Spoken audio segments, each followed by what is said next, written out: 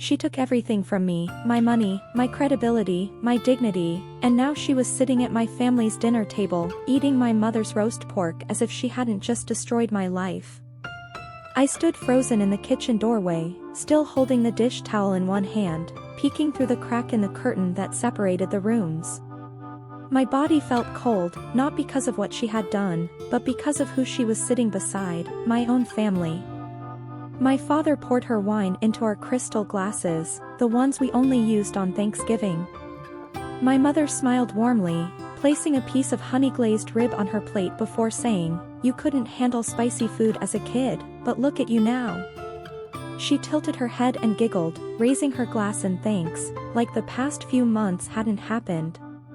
In that moment, I realized I wasn't just invisible. I was no longer a daughter in my own home. I was the outsider in the story of my own life. Her name was Melissa Grant, my best friend for over 2 decades, since we were 5 years old until I was nearly 30. We grew up like sisters. We'd spent summers reading comic books under a flashlight, crashed on each other's couches during college, and called each other's parents Mom and Dad without thinking twice. I once took her to the for a seafood allergy. I held her when her dad walked out. I even covered her dorm rent once when she forgot her banking PIN. In return, Melissa was charming, clever, effortlessly likable. She knew how to win people over, especially adults.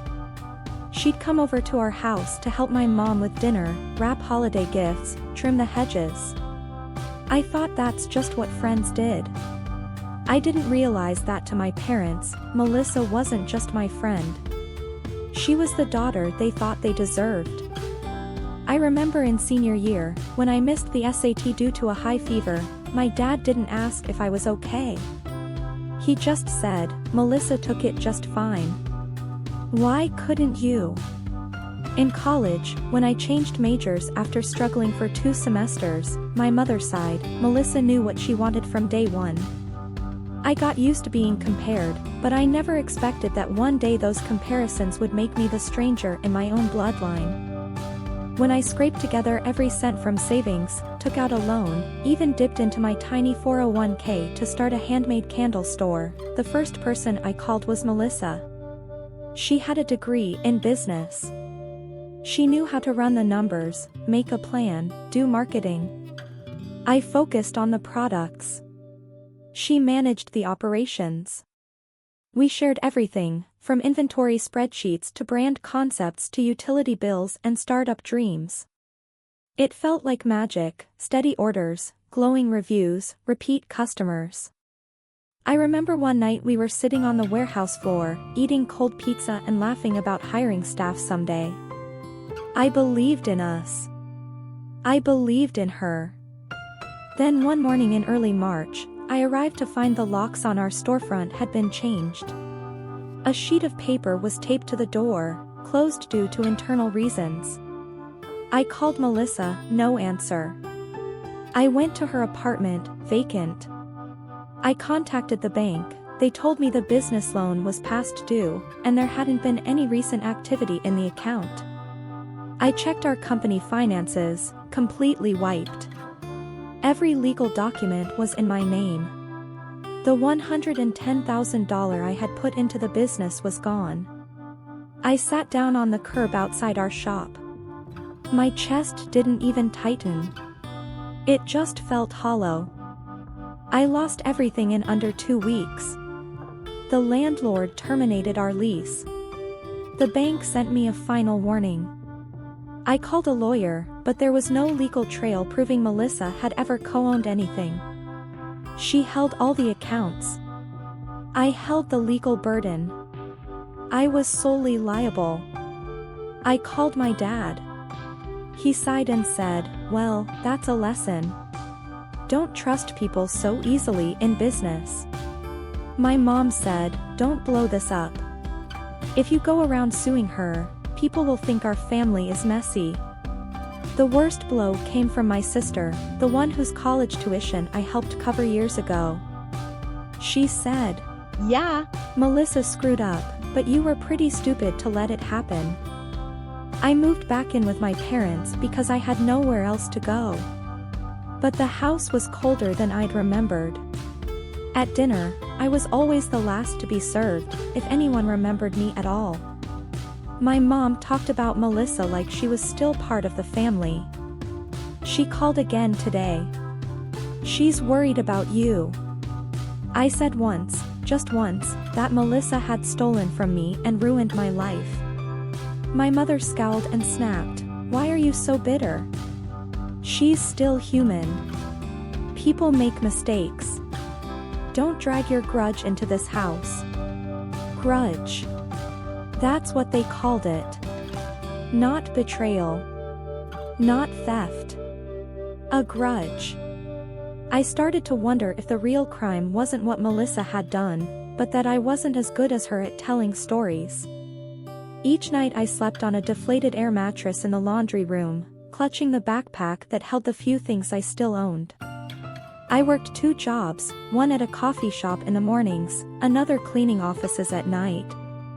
I had no hope left. No trust. Just one moment, one rainy night, I opened the fridge, starving, and found a Tupperware labeled, "For Melissa, from Mom." I shut the door without a word. 3 days later, I came home and found Melissa sitting in our living room in a white dress, hair perfectly tied up, chatting with my father like she belonged there. I walked past her straight into the kitchen. That night, they had dinner. I wasn't invited. But I stood behind the wall and listened to my mother laugh and say, "There's something about that girl. She really feels like my own." I didn't cry anymore. I just felt myself dissolve, slowly and silently, like bricks losing mortar in a storm. And in that moment, I knew no one was coming to save me. Not my parents. Not justice. Not even God. If I was going to make it, it had to be me. Alone. The laundry room where she slept wasn't meant to hold a bed, let alone a person. It reeked faintly of detergent and mildew, with a rusted metal shelf sagging above her head, crammed with old towels and cleaning supplies. Her air mattress let out a quiet wheeze every time she moved. Some nights, she didn't even bother to inflate it fully. There was no door, just a sheet tacked up to give the illusion of privacy. At first, she thought it was temporary. 2 weeks, maybe 3, just until she found a place, a job, anything. But weeks turned into months, and nobody in the house seemed to notice she hadn't left. Every morning, she woke before sunrise, slipped into the bathroom as silently as possible, washed up, and left for the coffee shop 3 blocks down. Her uniform was 2 sizes too big, a hand-me-down from another barista who had quit last minute, and the sleeves dragged just past her wrists. Her manager, a woman barely out of high school, always called her "sweetheart" in a tone that made her flinch. Customers rarely looked her in the eye. Her job was to refill the milk fridge, mop spills, restock napkins, and if she was lucky, man the register. The worst days were when Melissa showed up, because yes, she did, grinning like nothing ever happened, ordering chai with oat milk and an extra pump of syrup. "Hi, babe," she'd chirp. "How's everything?" At night, she worked janitorial shifts at an office complex across town. She cleaned rows of cold, empty cubicles where people with 401(k)s and PTOs had spent their days. She scrubbed toilets that were never flushed, vacuumed rugs so covered in crumbs they looked like they'd been hosting a buffet. Her hands were cracked, her knuckles raw from bleach. Sometimes, while emptying trash cans, she'd pause and stare at the motivational posters on the walls, "Teamwork makes the dream work," or "Success is a journey, not a destination," and wonder if they'd ever applied to someone like her. At home, her parents barely acknowledged her. Her father spent most evenings in his chair, watching news reports at full volume, muttering about politics. Her mother played crossword puzzles on her tablet, humming along to the radio. When she tried to talk about getting back on her feet, her mom cut in, don't obsess over what happened. Move on. Her father nodded but didn't look up. Maybe find something stable. Office work, or marry someone with a plan. One night, she asked, very softly, do you think she regrets it? Her mom looked at her, puzzled. Who? Melissa, she replied. Her mother blinked, then frowned. Why would she? She's doing fine. You're the one who's stuck. It was hard to breathe after that. She started to count how many days she'd gone without anyone asking how she felt. At first, it was 12. Then 27. By day 40, she stopped counting. No one noticed when she skipped dinner. No one knocked when she stayed in the laundry room for hours. But when Melissa came over, and she did come over, often, her mother cooked things she hadn't tasted in years, baked ziti, roasted chicken with rosemary, apple pie with a lattice crust. Melissa would laugh and lean on the kitchen counter, offering to chop vegetables, complimenting the decor. I love what you've done with the living room, it's so cozy. Her mom beamed. Thank you, sweetie. One afternoon, while mopping under the dining table, she found a note crumpled beneath a chair. A shopping list written in her mother's handwriting, Melissa's chai, almond milk, cherry yogurt, gluten-free crackers. Not a single thing she liked. She looked at the paper for a long time before folding it in half and slipping it into her pocket. Money was always tight. Her paychecks barely covered her bus fare and toiletries. Some weeks she ate toast for dinner, dipped in instant coffee to make it soft. Once, when her shoes tore, she stitched them with dental floss. Her mom noticed but didn't comment. Her father only said, "You should have thought ahead." As if she hadn't. As if thinking ahead had ever saved her from betrayal. At the coffee shop, she started watching people more closely, especially women her age. They came in wearing tailored coats, polished shoes, carrying laptops and Starbucks tumblers with their names scrawled in neat cursive. They looked like women who'd never been called ungrateful in their own kitchen, never slept beside a bottle of toilet cleaner. She tried not to envy them. But some days, the ache was unbearable. She began writing late at night, not with any plan, just to stay sane. She typed on an old laptop she'd salvaged from a pawn shop, a blog no one knew about, under a fake name, anonymous and quiet. She wrote about the invisible hurt, about being the daughter left behind, the friend discarded like a receipt. She wrote about shame. About not being believed. About how betrayal didn't always come with knives, but with smiles and pie and the sentence, "She's like a daughter to us." Her posts didn't get attention at first, but slowly, quietly, they started to spread. And still, her parents didn't ask how she was doing. Still, they welcomed Melissa into their house, their table, their conversations. She got a new job, her mother exclaimed one day. She's managing a boutique downtown. Her father grunted in approval. That girl has ambition. Wish you had her spark. She nodded. Said nothing. And later that night, in the dark of the laundry room, she buried her face in a towel and screamed into it until her throat burned. She didn't scream because she hated Melissa. Not entirely. She screamed because Melissa was right there, always had been, and no one ever looked close enough to see what she'd done. It wasn't just the theft. It was how easily the world believed her. How effortless it was for some people to lie, and how hard it was for others to even be heard. But something shifted after that scream. A quiet part of her snapped, not in rage, but in resolve. The next morning, she bought a second-hand blazer from Goodwill, cleaned it with a toothbrush and soap in the sink, and hung it on the drying line like armor.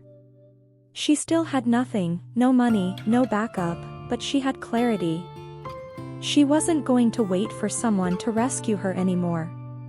She was going to crawl, inch by inch, out of the hole they buried her in. And when she stood again, it wouldn't be for applause. It would be for herself. And that, perhaps, was the first step back to life. She didn't become someone new overnight. There was no magical sunrise, no grand speech, no audience waiting with open arms. What happened instead was smaller. Quieter. Like breath returning after a long hold. She started by updating her resume.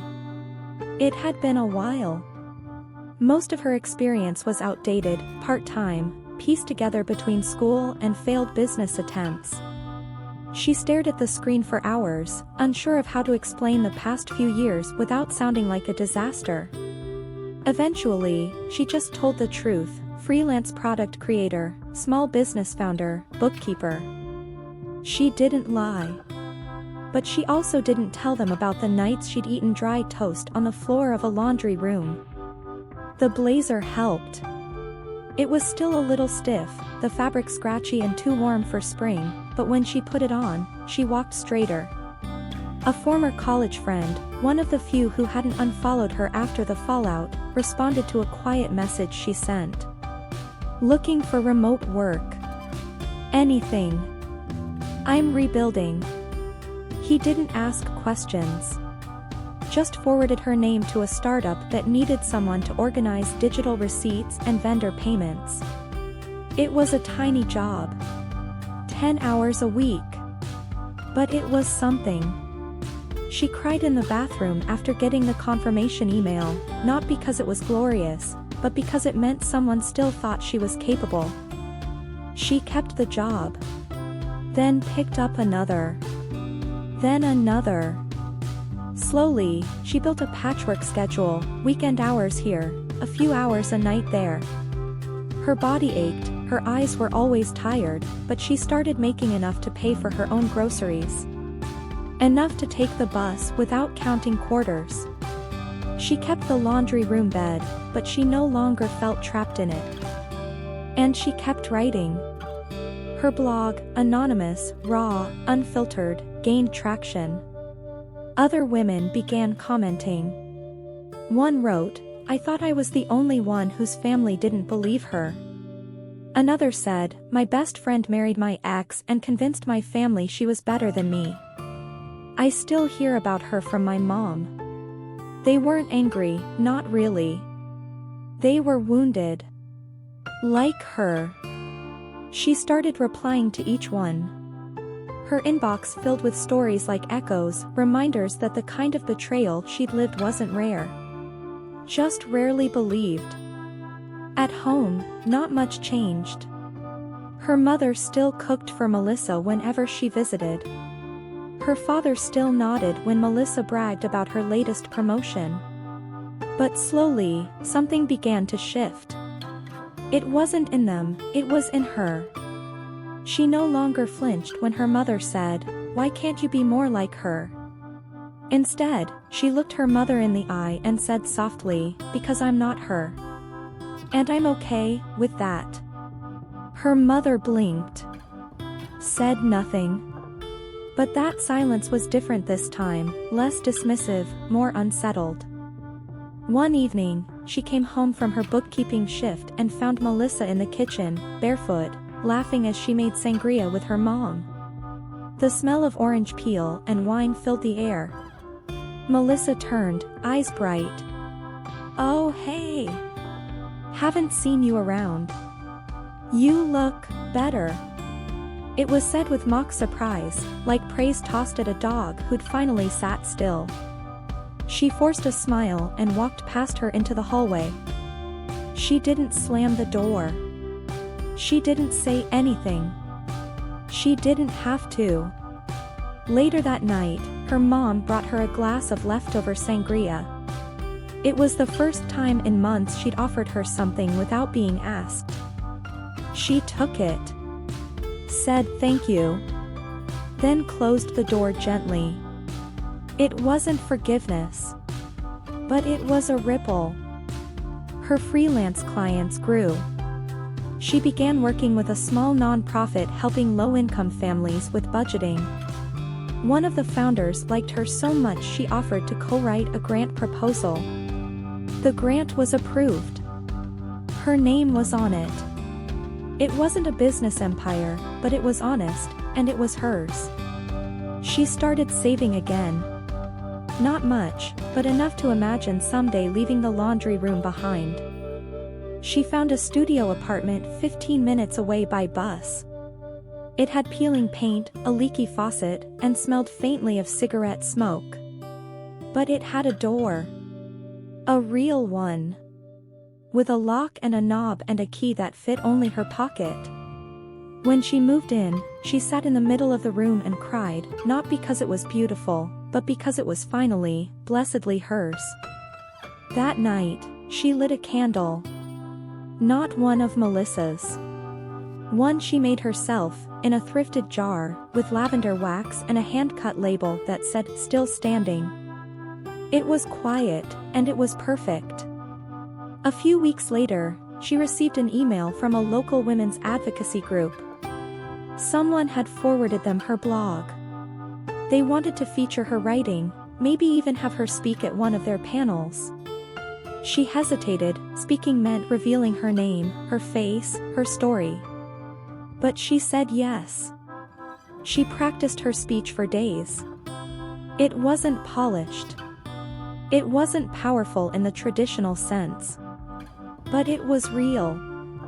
When she stood at that microphone in a church basement filled with strangers, she said, "I was betrayed by someone I loved, and then left behind by people I trusted even more.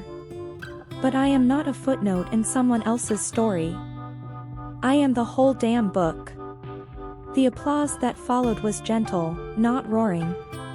But in that small room, filled with cheap folding chairs and paper cups of lukewarm coffee, she felt something shift. She had never been seen before. Not like that. And she had no idea that, elsewhere in the city, things were beginning to unravel for Melissa. It started with a whisper, like most downfalls do. A blog post. A LinkedIn thread. A Yelp review. At first, she didn't notice. She was too busy living. Her days were full now, clients, emails, spreadsheets, meal prepping, the occasional Sunday coffee with one of the women from the panel. She was finally, quietly whole.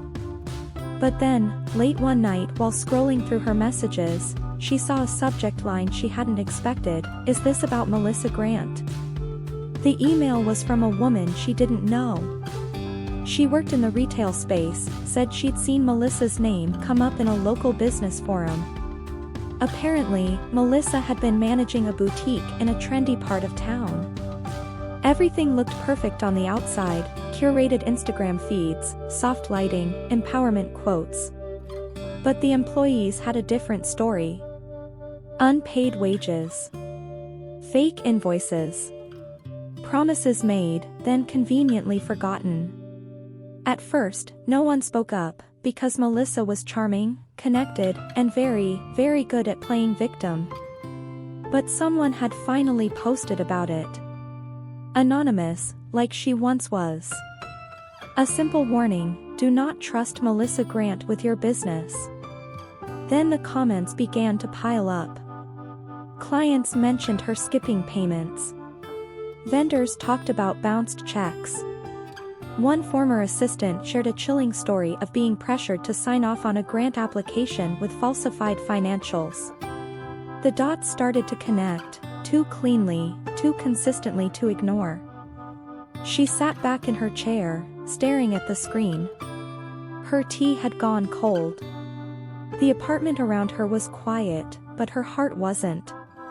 It beat fast, not with revenge, not with glee, but with a strange, cautious clarity. It was happening. The truth was cracking through the surface. Not because she had forced it, but because lies don't hold forever. A week later, Melissa's boutique account went dark. Comments were disabled. The shop went temporarily closed for renovations. Her LinkedIn disappeared. Then came the real blow, a local newspaper article titled "Beloved Boutique Owner Under Fire for Fraud Allegations." It wasn't front page news, but it didn't have to be. It was enough. Her phone buzzed. It was a message from her mother. "Did you see this? About Melissa." She didn't respond. Another text came. "She called today. Sounded off. Said she might stop by." That night, she lit another candle. Not lavender this time. Cedarwood. Earthy. Grounding. She didn't know why she felt nervous. Melissa no longer had power over her. But pain leaves its fingerprints in odd places. Melissa showed up the next day, just like that. No warning. No announcement. Just the soft knock of someone who still believed she had the right to walk into people's lives uninvited. When she opened the door, Melissa looked smaller than she remembered. Not physically, but in presence. Her hair was pulled back in a loose, greasy knot. Her eyes were red, rimmed with something between exhaustion and desperation. She held nothing in her hands. "Hey," she said. She didn't answer. Just waited. Melissa gave a weak laugh. I didn't know where else to go." She leaned against the doorway, silent. "I know what you're thinking," Melissa said quickly, "but I didn't mean for it to happen like this. I made mistakes." Yeah. "But people exaggerate. You know how it is." She didn't flinch. Melissa swallowed. "They're acting like I'm this monster. Like I ruined lives. I mean, okay, I messed up. But you know me. You know I'm not evil." She thought about that for a long moment. Then said, finally, softly, "I did know you. I don't think I do anymore." Melissa blinked, stunned. She continued, "You ruined my life. You took everything. You lied to my face and smiled while doing it.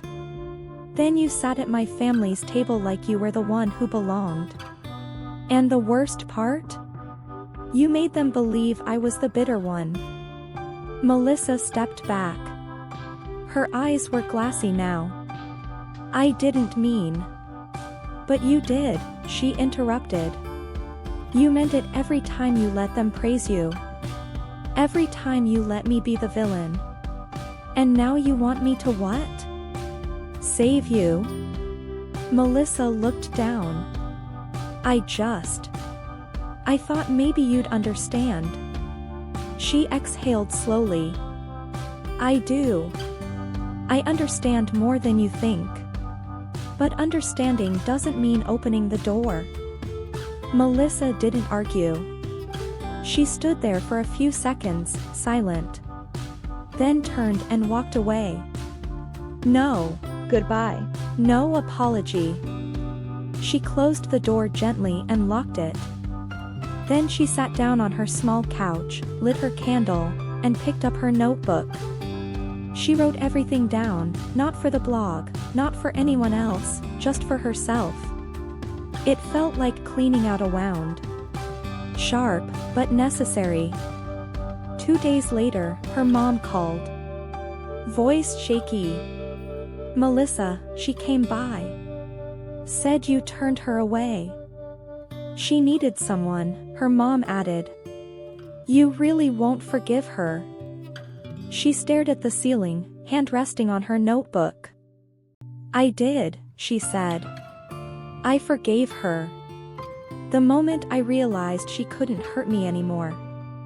There was silence on the other end. Then her mother said, "I don't think I ever really saw what happened. I'm sorry. It wasn't enough. But it was something." And in this story, something was finally hers.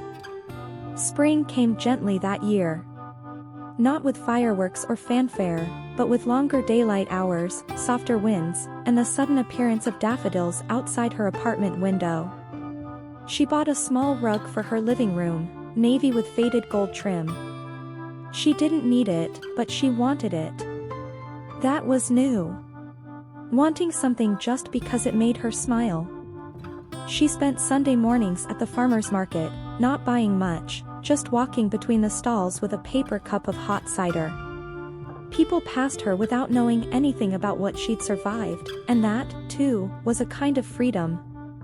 Her blog had grown beyond anything she imagined. She'd been invited to speak at another panel, this one at a university. Afterward, a student came up and whispered, "You said the things I was never brave enough to say." She hugged her. She hugged back. And when she got home that night, she didn't cry. She smiled. She still worked long hours. Still clipped coupons, still took the bus. But things were better now. She had clients who paid her on time. A laptop that didn't overheat. She joined a book club. A real one, not online. She didn't say much in the beginning. But people laughed at her dry jokes. They asked her to bring snacks. One night, someone called her steady. She carried that word home with her like a prize. Her parents visited once. Just once. Her mother brought leftover casserole in a plastic container. Her father looked uncomfortable sitting on her thrifted couch, but he didn't say anything cruel. Her mother asked about her work. She gave short answers. Her father, before leaving, said, "You've made a life." Not, "I'm proud of you." Not, "I was wrong." But it was the closest he'd ever come. She walked them out, waved as they drove away, and didn't invite them again. She didn't need them to fix it. Some wounds don't close with apologies. Some close when you stop waiting for one. She hadn't heard from Melissa since that day at the door. But she did hear about her. Melissa had left town, maybe to stay with family, maybe to disappear. There were murmurs about lawsuits, creditors, a former employee pressing charges. Nothing concrete. Just enough to confirm that the shine had worn off, and people were finally seeing her as she was, not charming, but calculating. Not misunderstood. Just manipulative. She never wished Melissa harm. She simply wished for distance. Sometimes, late at night, she thought about how it all began. One woman's betrayal. A family's silence. The nights she couldn't afford soap. The mornings she smiled at strangers while bleeding inside. And she thought about the version of herself that might have stayed small. Bitter. Afraid. She grieved for that girl, but she didn't miss her. One evening, while watering the plant by her windowsill, she saw a mother and daughter walk past. The little girl wore pink sneakers and carried a paper bag. She handed it to her mom, who beamed like she'd just received a treasure. The sight made her heart twist, not in envy, but in recognition. In another life, that could have been her. In another life, maybe she would have been seen. She sat down and picked up her notebook. The same one she'd written in after turning Melissa away.